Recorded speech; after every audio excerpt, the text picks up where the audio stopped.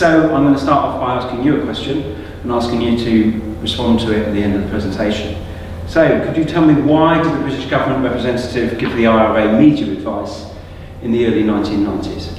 Why? Yeah.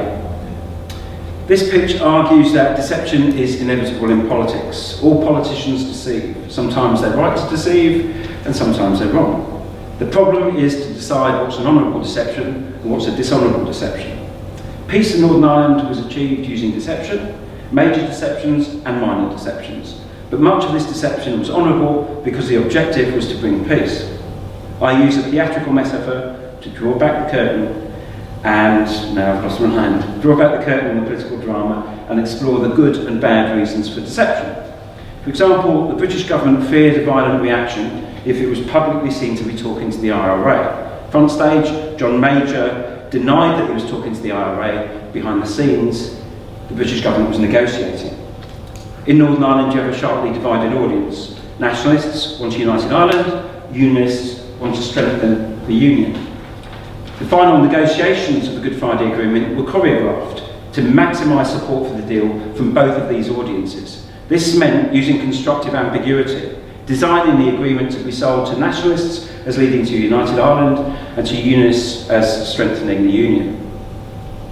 When the referendum on the deal looked like it was going to be defeated, Tony Blair used smoke and mirrors to win Unionist support for the agreement. He calculated that the ends justified the means. As well as these big deceptions, all kinds of theatrical skills were used during the peace process to manipulate the audience towards accommodation. There's play acting and charades, use of the shield, the smoke screen, salami slicing, hard cop, soft cop, kite flying, timing, zigzagging, constructive ambiguity, power and necessary fictions. So what's the importance of all this? The theatrical metaphor can help us understand why deception and hypocrisy are inevitable in politics, as they are in our work and social life. It can help us restore faith in politics and democracy by reducing expectations of honesty. It can help us explain why we should vote for some deceivers and hypocrites and not others. So, back to you. Why did the British offer the IRA media advice in the early 1990s? Anyone? To help the choreography, I'm looking at it from your own work. How did it help the choreography? Well, it says they kind of knew what to do in the same way as the government knew what to do in that as the press.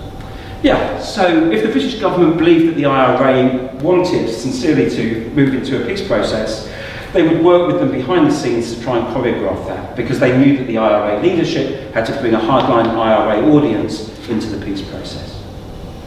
Okay, I've got a question for you, which is, in a sense, what you describe